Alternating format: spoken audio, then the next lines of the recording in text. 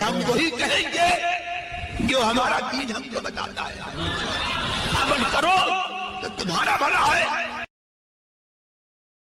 منبر نور پر جلوہ بار ارباب علم و دانش، طالبان علم نبوت و دیگر سامعین و سامعات، السلام علیکم ورحمۃ اللہ وبرکاتہ.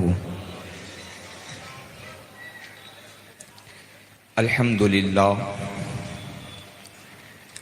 للہ حمدا کثیرا طیبا مبارکا، والصلاة والسلام علی النبی المختار صلاة و سلاما دائما سرمدا. اما بعد فاعوذ باللہ من الشیطان الرجیم. بسم اللہ الرحمن الرحیم. قل لا اسألكم علیہ اجرا الا المودة فی القربى. صدق اللہ العلی العظیم وبلغنا رسوله النبی الامین الکریم، ونحن على ذلك لمن الشاهدين والشاكرين والذاكرين والحمد لله رب العالمين. یا خدا بہر جناب مصطفیٰ امداد کن، یا رسول اللہ از بہر خدا امداد کن. یا شفیع المذنبین، یا امان الخائفین، یا رحمتا للعالمین، یا ملتجا امداد کن. یا شہید کربلا، یا دافع کرب و بلا، گل رخا شہزادہ گل و قبا امداد کن. امداد کن امداد کن از بند غم آزاد کن، در دین و دنیا شاد کن یا غوث اعظم دستگیر. غوث اعظم بمنی بے سرو ساما مدد، قبلہ دین مدد، کعبہ ایمان مدد. انتظار کرم تشت منے آئینی را، اے خدا جویو خدا بینو خدا دا مدد. بگرداب بلا افتاد کشتی، ضعیفانی شکستارات پشتی. حق خواجہ عثمان ہارونی، مدد کن مدد کن مدد کن یا معین الدین چشتی. اے اشرف زمانہ زمانہ اے مدد نما، درہائے بستراز کلید کرم کشا. سرورا شاہا کریمہ دستگیرہ اشرفا، حرمت روح پیمبر یک نظر کن سوئے ماں، یک نظر کن سوئے ماں، یک نظر کن سوئے ماں. قادری منع رعیہ غوث اعظم میں زنم، دمز شیخ احمد رضا خاں قطب عالم میں زنم. قادری منع رعیہ غوث اعظم میں زنم، دمز شیخ اختر رضا خاں قطب عالم میں زنم. قادری کر قادری رکھ قادریوں میں اٹھا، قدر عبد القادر قدرت نما کے واسطے. سرکاری حضور تاج الشریعہ بدر الطریقہ علی رحمت الرحمن بارگاہ امام علی مقام میں خراج پیش کرتے ہیں. شجاعت ناز کرتی ہے، جلالت ناز کرتی ہے. امام علی مقام کی ذات بابرکت وہ ذات ہے کہ انسان تو شجاعت پر ناز کرتا ہے، لیکن شجاعت امام علی مقام پر ناز کرتی ہے. شجاعت ناز کرتی ہے، جلالت ناز کرتی ہے. وہ سلطان زماں ہے، ان پہ شوکت ناز کرتی ہے. سبحان اللہ سبحان اللہ. اور شہنشاہ شہیدہ ہو، انہوں کی شان والے ہو. شہنشاہ شہیدہ ہو، انہوں کی شان والے ہو. حسین ابن علی تم پر شہادت ناز کرتی ہے. سبحان اللہ. حسین ابن علی تم پر شہادت ناز کرتی ہے. الحمدللہ یہ نور و نکہت میں ڈوبی ہوئی محفل پاک جس میں ہم اور آپ شرکت کی سعادتیں حاصل کر رہے ہیں، اللہ وحدہ لا شریک کی بارگاہ میں دعا گو ہوں مولا تعالی امام علی مقام کی فیض و برکات سے تمام حاضرین و حاضرات کو مستفیض فرمائیں۔ تھوڑی دیر کے لیے حاضری خدمت ہوں، عرض و معروف سے قبل انتہائی ادب و احترام کے ساتھ جی لگا کر ساری کائنات کے مرکز عقیدت حضور پاک صاحب لولاک، بے کسوں کے کس، بے بسوں کے بس، بے سہاروں کے سہارا، بے چاروں کے چارہ، یتیموں کے حامی، غریبوں کے والی، روح بنی آدم، روح روان عالم، انسانی عین وجود، دلیل کعبہ مقصود، کاشف سر مکنون، خازن علم مخزون، اقامت حدود و احکام، تعدیل ارکان اسلام، امام جماعت انبیاء، مقتدائے زمرہ اتقیاء، قاضی مسند حکومت، مفتی دین و ملت، قبلہ اصحاب صدق و صفا، کعبہ ارباب علم و حیا، وارث علوم اولین، مورث کمالات آخرین، مدلول حروف مقطعات، منشاء فضائل و کمالات، منزل نصوص قطعیہ، صاحب آیات بینہ، حجت حق الیقین، تفسیر قرآن مبین، تصحیح علوم متقدمین، سند انبیاء و مرسلین، حضرت احمد مجتبی محمد مصطفیٰ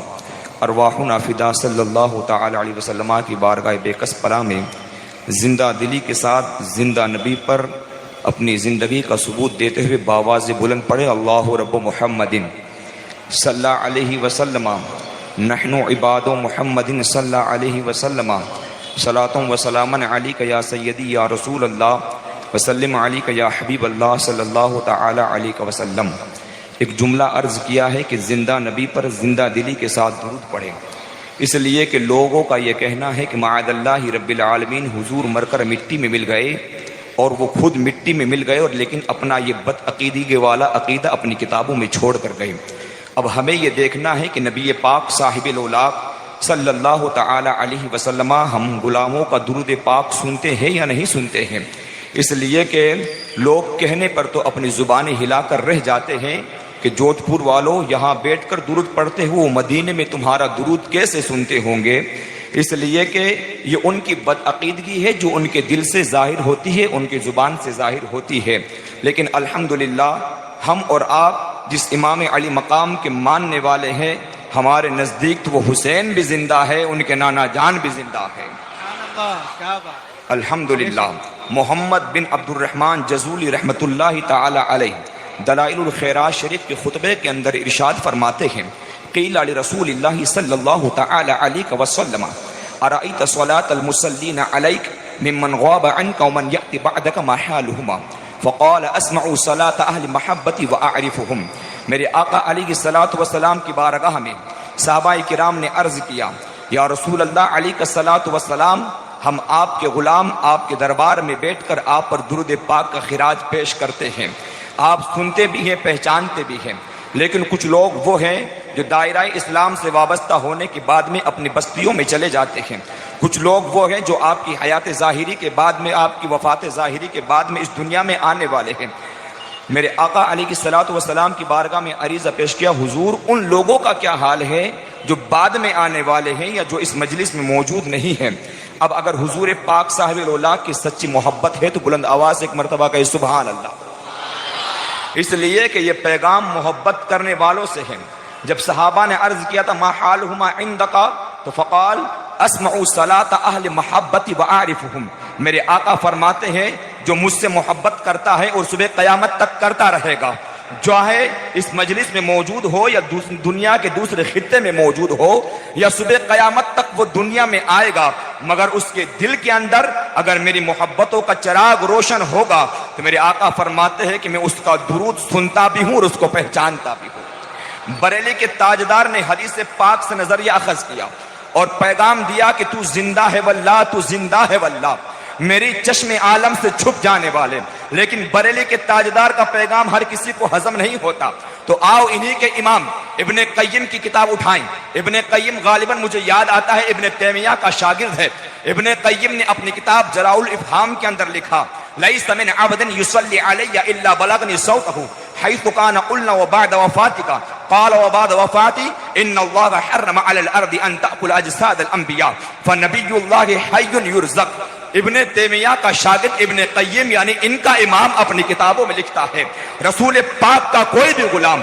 دنیا کے کسی بھی خطے میں رہتا ہو، اگر وہ رسول پاک کی بارگاہ میں درود پاک کا خراج پیش کرتا ہے تو بڑے دعوے کے ساتھ اللہ حسر والا لا کر وہ کہتا ہے لیس من عبد یصلی علی الا بلغنی صوتہ، ایسا ہو ہی نہیں سکتا ہے کہ اگر حضور کا غلام حضور پر درود پڑھے اور حضور اس کا درود سماعت بھی نہ فرمائے، ایسا نہیں ہو سکتا ہے۔ اس لیے کہ اللہ وحدہ لا شریک نے زمین پر حرام کر دیا ہے، اے زمین تجھ پر حرام ہے، تو نبیوں کے جسموں کو نہیں کھائے گی، تو نبی کے جسم کو نہیں کھائے گی، نبی اپنی قبر میں زندہ ہے اور روزی بھی دیے جاتے ہیں۔ یہ ساری احادیث طیبہ مصطفیٰ کریم علیہ الصلوۃ والسلام کے غلاموں کی نظر میں تھی، اسی لیے بریلی کے تاجدار نے یہ پکارا کہ واللہ وہ سن لیں گے، فریاد کو پہنچیں گے۔ ارے اتنا بھی تو ہو کوئی جو آہ کرے دل سے آہ کر کے تو دیکھیں۔ اللہ کے نبی صلی اللہ تعالی علیہ وسلم ہماری پکاروں کو سنتے بھی ہیں، اور یہ اللہ کے نبی کی شان ہے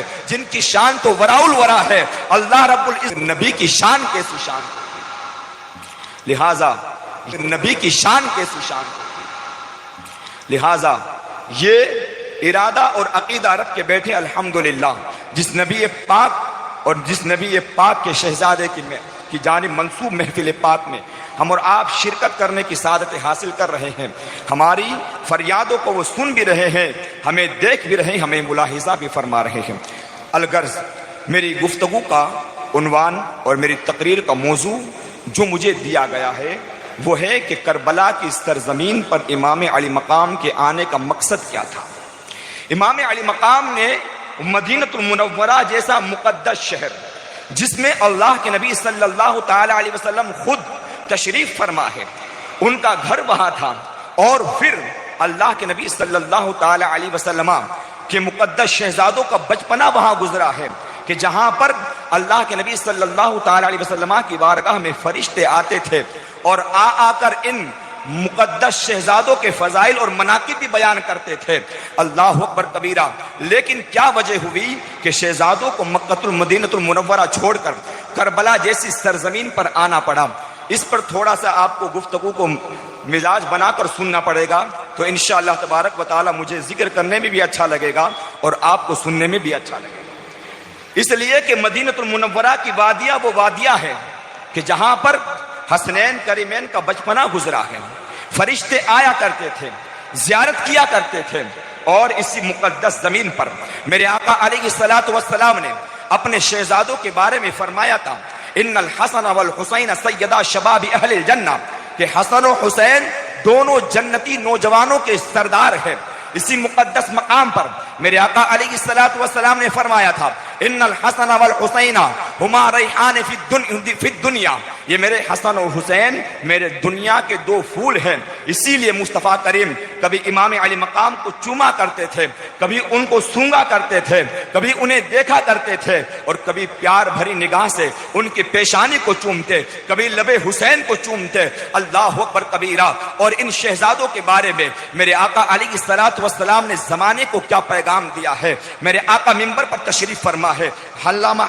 سیدی سرکار امام علی مقام امام حسن مجتبی کا بچپن کا دور ہے، منبر پر آ کر بیٹھ جاتے ہیں۔ میرے آقا علیہ الصلوۃ والسلام نے دوران خطبہ ارشاد فرمایا، ابنی ھذا سید ولعل اللہ ان یصلح به بین فئتین من المسلمین، میرا یہ بیٹا حسن سردار ہے، اور ان قریب ان کے ذریعے سے اللہ رب العزت مسلمانوں کے دو گروہ کے اندر صلح فرمائے گا۔ اور پھر میرے آقا علیہ الصلوۃ والسلام دعا کیا کرتے ہیں، اللہم احبہ فاحبہ، اے اللہ میں حسن سے محبت کرتا ہوں، تو بھی حسن سے محبت فرما۔ کبھی امام حسین کے بارے میں فرماتے ہیں حسین منی وانا من الحسین، حسین مجھ سے ہے میں حسین سے ہوں۔ غرض کے مصطفیٰ کریم علیہ الصلوۃ والسلام نے ان شہزادوں کے بارے میں ہمیں اور آپ کو یاد دلایا ہے، اور ہمیں اور آپ کو ان کے ادب و احترام کے بارے میں تاکیداً فرمایا ہے۔ جب میرے آقا علیہ الصلوۃ والسلام کا آخری خطبہ تھا، یعنی جانے کا وقت قریب تھا اس دنیا سے، تو میرے آقا علیہ الصلوۃ والسلام نے خطبہ ارشاد فرمایا انا تارکم فیکم الثقلین، انا تارکم فیکم الثقلین، ان قریب میں اب جانے والا ہوں، لیکن جاتے جاتے دو بھاری بھرکم اور وزنی چیزیں تمہیں دے کر جا رہا ہوں۔ میرے آقا علیہ الصلوۃ والسلام وہ کون سی دو چیزیں ہیں جن کے بارے میں آپ فرماتے ہیں وہ بھاری بھرکم ہے، وہ وزنی ہے، اور میرے آقا علیہ الصلوۃ والسلام ارشاد فرماتے ہیں کہ اس میں سے پہلی جو چیز ہے اولہما کتاب اللہ فیہ الہدی والنور، میرے آقا فرماتے ہیں ان میں پہلی چیز کا نام اللہ رب العزت کی کتاب کلام اللہ ہے، اور دوسری چیز کیا ہے وہ اہل بیتی، دوسری چیز میرے اہل بیت اطہار ہے۔ یعنی نبی پاک صاحب رولاک نے جاتے جاتے ہمیں دو چیزیں ایسی عطا فرما دیا، فرماتے ہیں کہ جو ان دونوں چیزوں کو لے کر چلے گا وہ کبھی گمراہ نہیں ہو سکتا، اور جو دونوں ان چیزوں کو لے کر چلے گا وہ کل قیامت کے دن حوض کوثر پر مجھ سے ملاقات کرے گا۔ اب پتہ چلتا ہے کہ ایک ہاتھ میں ہمارے قرآن مقدس کی تعلیمات اور اس کے نظریات اور اس کے احکامات کی پابندی کا دعویٰ ہو، تو دوسرے ہاتھ میں اہل بیت اطہار نبوت کی عظمت اور ان کی جلالت اور ان کی شان و شوکت کی محبتوں کے چراغ ہمارے دل میں روشن ہونے چاہیے۔ جب دونوں چیزیں ہم لے کر چلیں گے تو کائنات کے اندر کوئی بھی گمراہ نہیں کر سکتا۔ لیکن بڑی ذمہ داری کے ساتھ ان علماء کرام کی بارگاہ میں، ان علماء کرام کی موجودگی میں عرض کرنا چاہتا ہوں، آج اہل بیت اطہار نبوت کی محبت کا دعویٰ بھی کیا جا رہا ہے، اپنے آپ کو حسینی بھی کہلایا جا رہا ہے، اپنے آپ کو مولائیت کا دعویٰ بھی کیا جا رہا ہے، اور پھر وہ لوگ گمراہ ہوتے بھی نظر آ رہے ہیں۔ آخر ماجرا سمجھ میں نہیں آیا۔ مصطفیٰ کریم کی حدیث ہمیں بتا رہی ہے کہ جس نے قرآن کو تھاما، جس نے اہل بیت اطہار نبوت کو تھاما، وہ کبھی گمراہ نہیں ہو سکتا ہے۔ لیکن آج کچھ لوگ فرنٹ پہ دکھاتے ہیں کہ ہم مولائیت ہے، ہم مولائی ہیں، اور اپنے آپ کو اہل بیت اطہار نبوت کی محبتوں کا دعویٰ کرنے والے بھی کہلاتے ہیں۔ اپنے سینوں کو بھی پیٹ کر یہ دعویٰ کرتے ہیں کہ ہم حسینی ہیں۔ محرم کے اندر کالا لباس پہن کر یہ دعویٰ کرتے ہیں ہم حسینی ہیں، بڑے بڑے تعزیے کھڑے کر کے یہ اعلان کرتے ہیں ہم حسینی ہیں، ڈھول اور تاشے پیٹ کر یہ بتاتے ہیں کہ ہم حسینی ہیں۔ اللہ اکبر کبیرہ۔ میں آپ سے پوچھنا چاہتا ہوں، جو اتنا بڑا دعویٰ کرے کہ میں حسینی ہوں، اس کے باوجود بھی وہ گمراہی کی طرف جا کیسے رہا ہے؟ تو میں آپ کو صرف اتنا بتانا چاہتا ہوں، وہ جو دعویٰ کر رہا ہے اپنے دعوے میں سچا ہے یا نہیں ہے، ہمیں یہ دیکھنا ہے۔ جس بات کا وہ اعلان کر رہا ہے کہ میں حسینی ہوں، وہ واقعی حسینی ہے یا نہیں ہے؟ اگر حسینی ہے اور قرآن مقدس کی تعلیمات کو لے کر چل رہا ہے تو یقیناً اس منبر سے میں اعلان کرتا ہوں مصطفیٰ کریم کی حدیث پاک ہے، وہ گمراہ نہیں ہو سکتا۔ لیکن جب ہم دیکھتے ہیں جو حسینیت کا دعویٰ بھی کر رہا ہے اور امام علی مقام رضی اللہ تعالیٰ عنہ کے محبت کا بھی دعویٰ کر رہا ہے، لیکن کیا دیکھتے ہیں؟ کبھی شیخین کریمین کی شان میں تبرہ کرتا نظر آتا ہے، کبھی سیدنا صدیق اکبر کی خلافت کا انکار کرتا نظر آتا ہے، کبھی سیدنا حضرت امیر معاویہ کی شان میں نازیبا کلمات بکتے نظر آتے ہیں۔ اب فیصلہ ہو گیا کہ قرآن تو ہمیں پیغام دے رہا ہے رضی اللہ عنہم ورضوا عنہ، اللہ جملہ صحابہ سے راضی ہوا، صحابہ اللہ سے راضی ہوئے۔ قرآن پیغام دے رہا ہے وَكُلًّا وَعَدَ اللَّهُ الْحُسْنَى، اللہ رب العزت نے جملہ اصحاب رسول سے جنت کا وعدہ ارشاد فرما دیا ہے، لیکن آج ہی اپنے آپ کو جھوٹے مولائیت کے دعوے دار نبی پاک صاحب رولاک کے صحابہ کرام کی شان میں تبرہ کرتے ہیں، کبھی حضرت امیر معاویہ کی شان میں کہتے ہیں معاذ اللہ رب العالمین وہ ظالم تھے۔ یاد رکھ ظالم تو ہے، اس لیے کہ وہ اللہ کے نبی کے صحابی ہے، وہ کاتب وحی ہے، مصطفیٰ کریم کے رشتہ دار ہے۔ میرے آقا علیہ السلام نے ان کے لیے دعائیں فرمائی اللہم علم معاویہ الحساب والکتاب مرتبہ مولا معاویہ کو حساب و کتاب کا علم عطا فرما۔ ایک مقام پر میرے آقا علیہ الصلوۃ والسلام نے ان کے بارے میں فرمایا اللہم اجعلہ ہادیا مہدیا واہد بہ الناس، مولا معاویہ کو ہادی بھی بنا، مہدی بھی بنا، اور لوگوں کو ان کے ذریعے سے ہدایت عطا فرما اور ان کو عذاب سے محفوظ فرما۔ تو سیدنا مولائے حضرت امیر معاویہ کی شان تو ایسی شان ہے کہ اللہ کے نبی ان کی شان کو بیان کرتے ہیں، لیکن آج کا یہ جو رافضی ہے یا نیم رافضی ہے یا جھوٹا مولائیت کا دعویٰ کرنے والا ہے، اب اگر کسی صحابی کی شان میں گستاخی کرتا ہے، وہ لاکھ یہ اہل بیت اطہار نبوت کا دعویٰ کرتا ہے، لیکن وہ اپنے دعوے میں سچا نہیں ہے، اس لیے کہ امام حسن مجتبی نے جس خلافت کو حضرت امیر معاویہ کے سپرد کیا تھا، وہ خلافت کوئی معمولی چیز نہیں تھی، وہ نیابت مصطفیٰ تھی جو سیدنا صدیق اکبر کے ذریعے،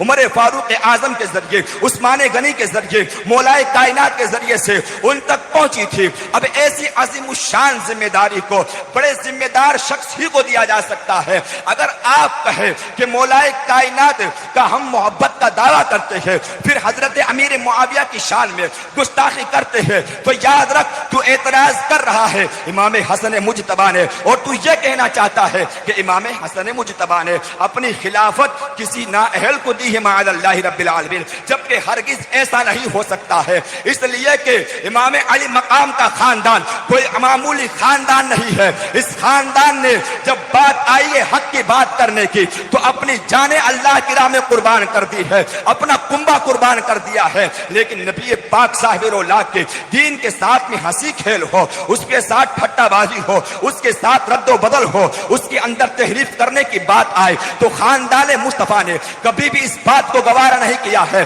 تو لہٰذا یہ کہنا کہ حضرت امیر معاویہ رضی اللہ تعالی عنہ معاذ اللہ رب العالمین ظالم ہے، غاصب ہے، ارے ظالم اور غاصب تو ہے، اس لیے کہ اللہ کے نبی ارشاد فرماتے ہیں والصحابۃ کلھم عدول صغارہم وکبارہم، میرے جملہ اصحاب عادل ہے، چاہے عمر میں چھوٹے ہو چاہے عمر میں بڑے ہو۔ میرے آقا علیہ الصلوۃ والسلام فرماتے ہیں اذا رأیتم الذین یسبون اصحابی فقولوا لعنۃ اللہ علی شرکم، جب تم دیکھو کوئی کسی صحابی رسول کو گالی دے رہا ہے، کسی کا استثناء نہیں فرمایا، کسی کو الگ نہیں فرمایا، جملہ اصحاب کے لیے میرے آقا نے فرمایا جب تم دیکھو کوئی میرے صحابی کو گالی دے رہا ہے تو تم کہو تیری اس بات پر اللہ کی لعنت ہو۔ اور یہی تک ہی نہیں، میرے آقا علیہ الصلوۃ والسلام نے ہمیں بار بار ہوشیار کیا ہے، بار بار جتایا ہے اور بتایا ہے کہ میرے اہل بیت اطہار نبوت کا دامن بھی پکڑے رہنا اور میرے صحابہ کرام کو بھی مت چھوڑنا۔ میرے آقا فرماتے ہیں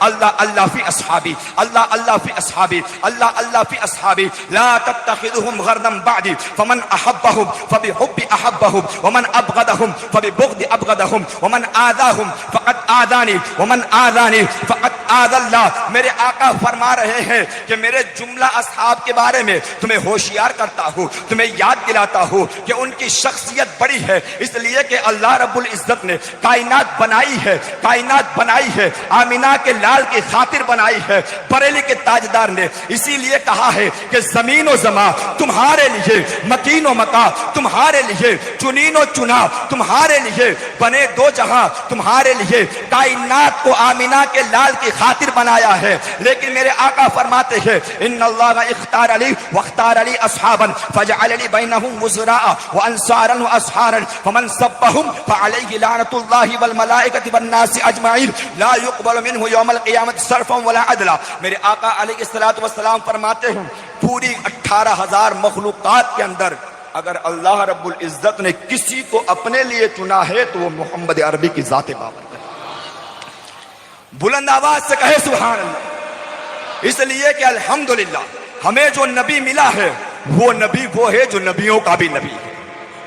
وہ نبی ہے جس کے کائنات، جس کے خاطر کائنات کو بنایا، وہ نبی ہے کہ جس کو اللہ رب العزت نے اپنے لیے پیدا فرمایا۔ لیکن میرے آقا فرماتے ہیں اللہ نے مجھے اپنے لیے پیدا فرمایا اور میرے لیے میرے اصحاب کو پیدا فرمایا، میرے لیے میرے صحابہ کو بنایا، کسی کو میرا مددگار بنایا، کسی کو میرا حامی بنایا، کسی کو ناصر بنایا، کسی کو رشتہ دار بنایا۔ اس طرح اللہ رب العزت نے صحابہ کرام کو نبی پاک کا مددگار، حامی و ناصر بنایا۔ اور میرے آقا فرماتے ہیں کہ جس نے میرے کسی صحابی کو گالی دی اس پر اللہ کی لعنت ہے، اس پر فرشتوں کی لعنت ہے، اور اس پر جملہ انسانوں کی لعنت ہے، جملہ عالم انسانیت کی لعنت ہے۔ تو اب کوئی بھی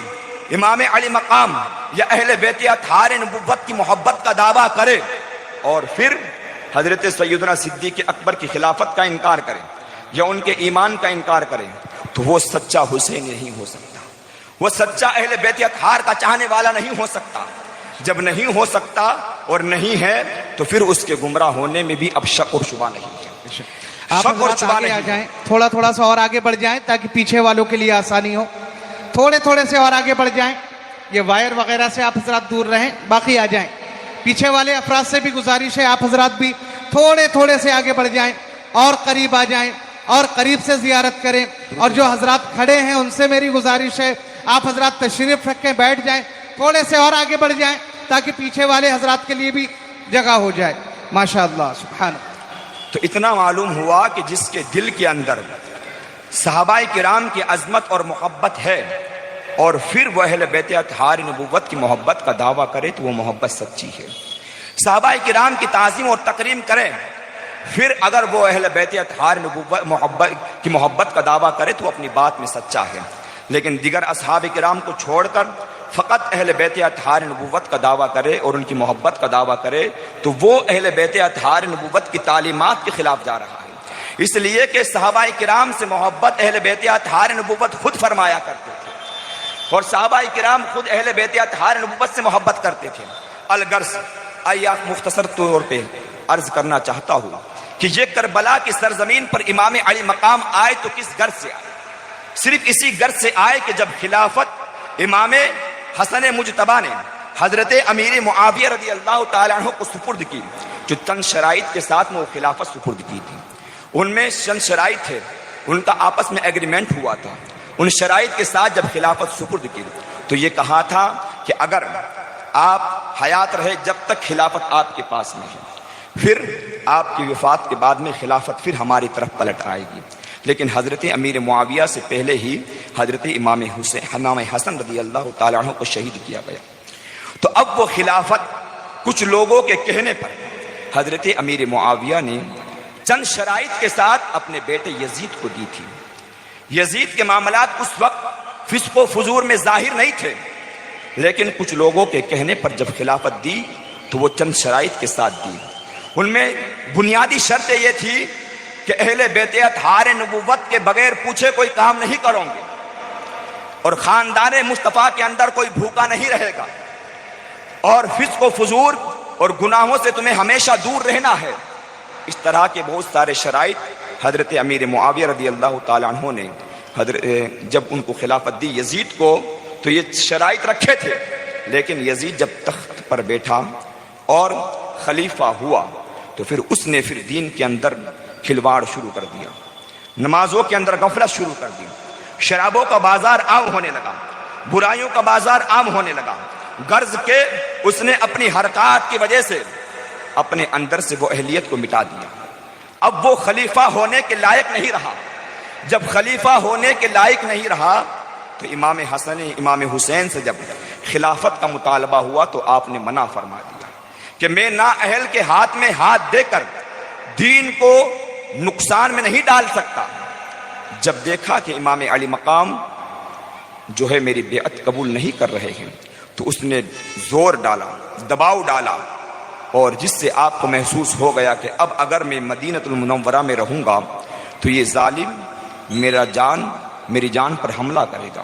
تو آپ نے یہ سوچتے ہوئے کہ اتنی مقدس سرزمین پر خون ریزی ہو، آپ نے وہ سرزمین چھوڑی، وہاں سے مکہ المکرمہ آئی۔ مکہ المکرمہ سے پھر جب وہاں تھے تو کوفیوں نے خطوط بھیجے کہ یزید خلافت کے لائق نہیں ہے اور ہمارے اوپر کوئی خلیفہ نہیں ہے، لہٰذا آپ یہاں تشریف لائیں تاکہ ہمارے اوپر کوئی امام ہو اور ہم اس امیر المؤمنین کی پیروی کریں۔ قریب 150 خطوط کوفہ والوں نے بھیجے، اور جب بار بار گزارش کریں کہ ہمارے اوپر کوئی امام نہیں ہے جس کو ہم لائق امامت سمجھیں، جس کو لائق خلافت سمجھیں، ہم آپ ہی کو سمجھتے ہیں، لہٰذا آپ آئیں۔ امام علی مقام یہ سوچتے ہوئے کہ کل قیامت کے دن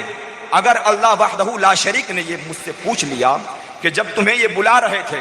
اور کہہ رہے تھے کہ تمہارے ان کے اوپر کوئی خلیفہ نہیں ہے، اور تم بھی جانتے ہو کہ یزید خلافت کے لائق نہیں ہے، اب اگر نہیں جاؤں گا تو بروز حشر میری پکڑ ہو سکتی ہے۔ امام علی مقام یہ فکر لے کر آگے بڑھے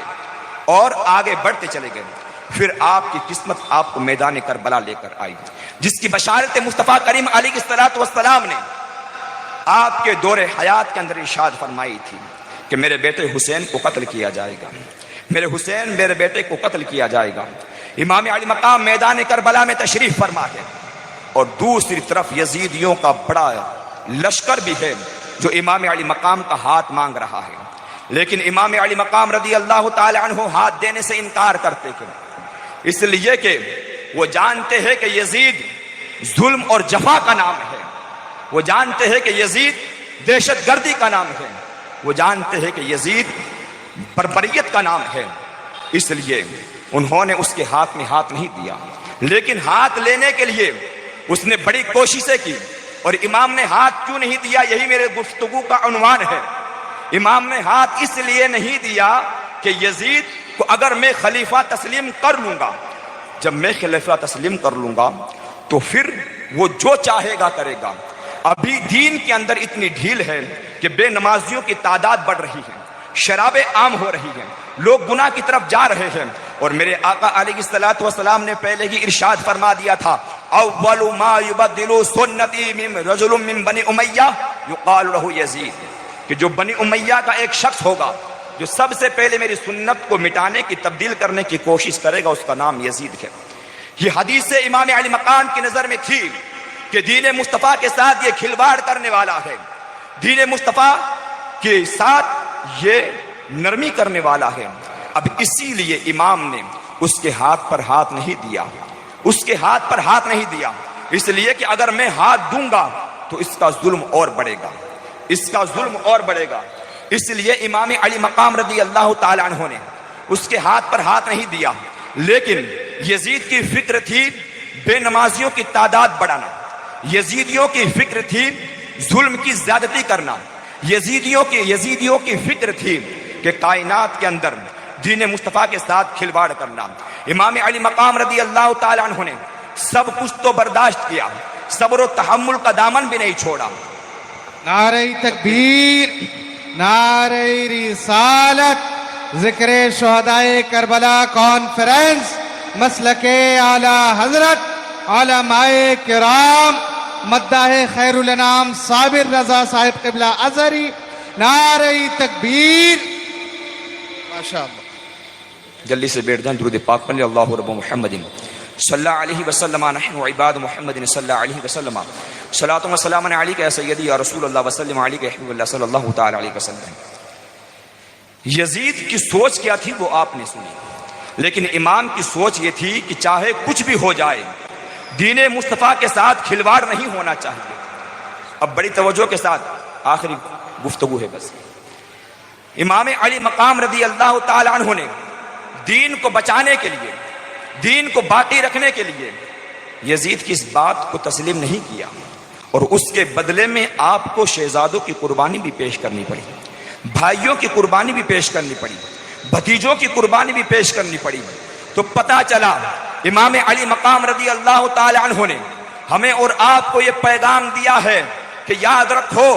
جو نانا جان کا دین ہے اس کی محافظت ہر امتی پر فرض ہے۔ نبی پاک صلی اللہ تعالی علیہ وسلم کے دین کی آبیاری اور اس کے تحفظ کے لیے ہر امتی پر فرض ہے اور لازم اور ضروری ہے کہ وہ حضور علیہ الصلوۃ والسلام کے دین کے ساتھ سمجھوتا نہ کریں۔ آج ہوتا کیا ہے، چند شہرت کے لیے یا پھر چند روپیوں کے لیے بدعقیدوں کے ساتھ میں ان کے ہاتھ میں ہاتھ دیا جاتا ہے۔ امام علی مقام نے بھی یزید کو یہ آفر دیے تھے کہ امام آپ ہماری بیعت قبول کر لیں، آپ کو ہم خزانے دیں گے، آپ کو ہم مال دیں گے، آپ کو ہم بڑی زمینیں دیں گے، لیکن امام علی مقام رضی اللہ تعالی عنہ نے اس کی ایک بات کو بھی نہیں مانا اور امت کو یہ پیغام دیا ہے، یاد رکھو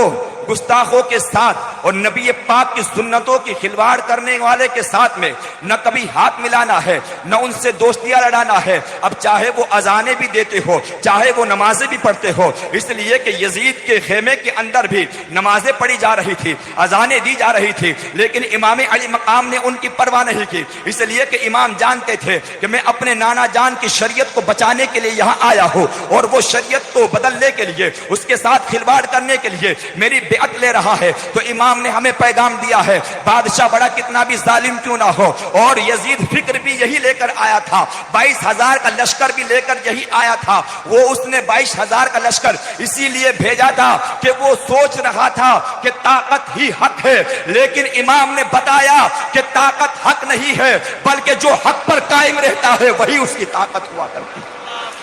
حق اس کی طاقت ہوا کرتی ہے۔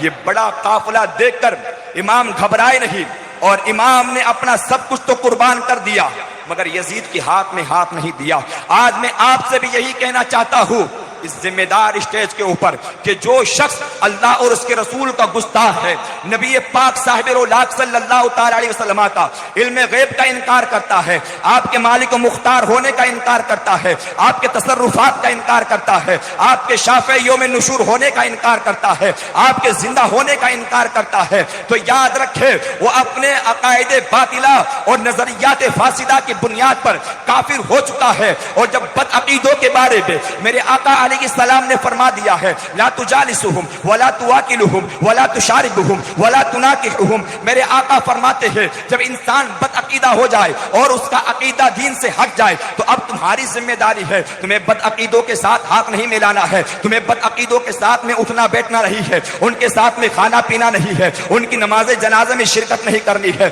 اگر وہ مر جائیں تو ان کے جنازے میں شرکت نہیں کرنی ہے۔ یہ پیغام میرے آقا نے کس کے لیے دیا ہے؟ ان لوگوں کے لیے دیا جو اپنے آپ کو انسانیت کا دعویٰ کرتے ہیں اور مسلمان ہونے کا دعویٰ کرتے ہیں، لیکن عقیدہ کیا رکھتے ہیں؟ معاذ اللہ رب العالمین، حضور علیہ الصلوۃ والسلام کے شان کے خلاف عقیدہ رکھتے ہیں، صحابہ کرام کی شان کے خلاف عقیدہ رکھتے ہیں، اولیاء کاملین کی شان کے خلاف عقیدہ رکھتے ہیں۔ تو امام حسین نے ہمیں کربلا کی سرزمین سے یہی پیغام دیا ہے، اگر اپنی جان قربان کرنی پڑے تو قربان کرا دینا، لیکن باطل کے ساتھ سمجھوتا مت کرنا۔ اب لیکن میں آپ سے پوچھنا چاہتا ہوں، امام حسین یزیدیت کی فکر کو ختم کرنے کے لیے کربلا کی سرزمین پر آئے اور اپنے آپ کو شہید کرایا، اپنا کنبہ شہید کرایا۔ یزید چاہتا تھا بے نمازیوں کی تعداد بڑھ جائے۔ میں آپ سے پوچھنا چاہتا ہوں، آج یزیدیت کی سوچ کو فروغ دینے کے لیے ہمارے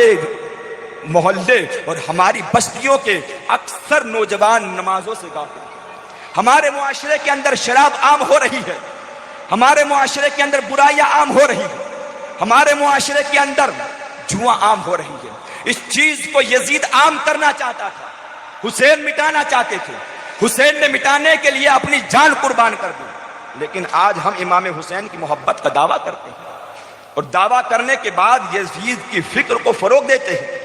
اس لیے یاد رکھیں، اگر سچا حسینی بننا ہے تو جس طرح آخری لمحات کے اندر بھی سجدہ نہیں چھوڑا، اسی طرح نمازوں کی پابندی کرنی ہے۔ جس طرح اپنا سب کچھ قربان کر دیا، یزید کے ہاتھ میں ہاتھ نہیں دیا، تو ہمارا بھی اگر سب کچھ روٹھ جائے، رشتہ دار روٹھ جائے اور سب کچھ ہو جائے، مگر بد عقیدوں کے ساتھ میں ہاتھ نہیں ملانا۔ یہی کربلا کی سرزمین سے امام نے پیغام دیا ہے، اور حق کی بات بلند کرنے کے لیے ہر وقت، ہر آن، ہر انسان کو تیار رہنا ہے۔ اس لیے آج کی اس محفل پاک سے اور عظیم الشان کانفرنس سے یہ پیغام لے کر جائیں کہ حسینیت صرف کالا لباس پہننے کا نام نہیں ہے، یزید کی فکر مٹانے کا نام ہے۔ حسینیت تعزیے بنانے کا نام نہیں ہے، حسینیت اس چیز کا نام نہیں کہ ڈھول تاشے بجائے جائیں۔ حسینیت نام ہے امام علی مقام کی تعلیمات پر عمل کرنے کا، ان کے نانا جان کے دین کی حفاظت کرنے کا۔ اللہ رب العزت کی بارگاہ میں دعا گو ہوں، مولا تبارک و تعالی ہمیں اور آپ کو صحیح معنوں میں امام علی مقام کا پیروکار بنائے اور ان کے نقش قدم پر چلنے کی توفیق و رفیق عطا فرمائے۔ میرے بولنے میں، آپ کے سننے میں خامی غلطی کوتاہی ہوئی اللہ وحدہ لا شریک معاف فرمائے۔ میرے ساتھ مل کر پڑھے استغفر اللہ ربی من کل ذنب واتوب الیہ، لا الہ الا اللہ محمد رسول اللہ صلی اللہ تعالی علیہ وسلم، بس یہی کہہ کے گفتگو ختم کرتا ہوں کہ تیرے غلاموں کا نقش قدم ہے راہ خدا، وہ کیا بہک سکے جو یہ سراغ لے کے چلے۔ اللہ رب العزت